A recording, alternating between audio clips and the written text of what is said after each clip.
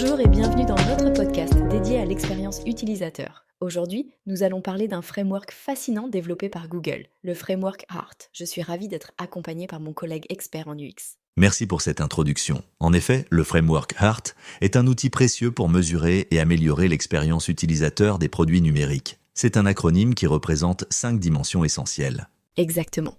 Commençons par le H qui signifie happiness ou bonheur en français. Peux-tu nous en dire plus à ce sujet ? Le bonheur mesure la satisfaction globale des utilisateurs. Il est souvent évalué à l'aide d'enquêtes de satisfaction comme le CSAT, Customer Satisfaction Score, ou le NPS, Net Promoter Score, ainsi que par les avis des utilisateurs ou les notes laissées sur les stores d'applications. Passons maintenant à la dimension E pour engagement. C'est une dimension particulièrement cruciale. Absolument. L'engagement mesure à quel point les utilisateurs interagissent avec notre produit. On regarde la fréquence d'utilisation, le temps passé sur l'application, le nombre d'actions réalisées. Le A représente adoption. Comment définirais-tu cette dimension ? L'adoption concerne la façon dont les utilisateurs intègrent le produit dans leurs habitudes. On observe notamment le nombre de nouveaux utilisateurs et comment ils commencent à utiliser les fonctionnalités clés. Ensuite, nous avons le R pour retention, un aspect crucial pour tout produit numérique. La rétention est effectivement fondamentale. Elle mesure notre capacité à garder les utilisateurs actifs sur le long terme.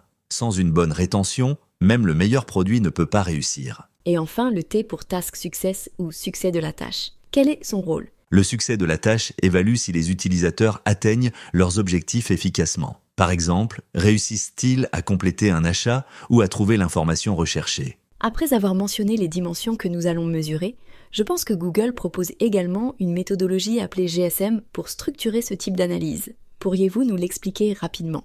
Bien sûr, GSM signifie Goals, Signals, Metrics.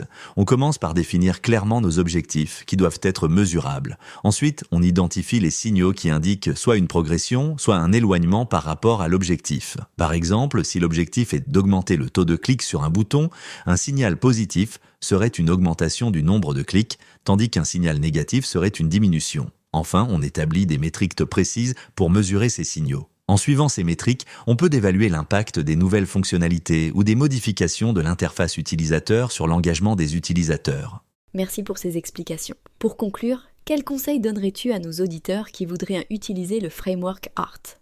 Je dirais qu'il est important de ne pas essayer de tout mesurer d'un coup. Commencez par choisir les dimensions les plus pertinentes pour votre produit et concentrez-vous sur celles-ci. Le framework est flexible et peut s'adapter à vos besoins spécifiques. Toutes les dimensions de l'expérience utilisateur peuvent être mesurées dans le temps, à court et à long terme.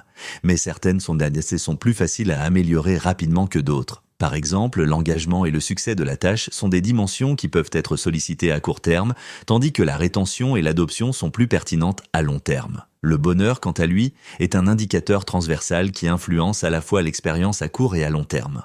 Un grand merci à notre invité pour ses précieuses insights et merci à vous, chers auditeurs, de nous avoir écoutés. Ne manquez pas le prochain épisode de notre série sur les méthodes et l'analyse web.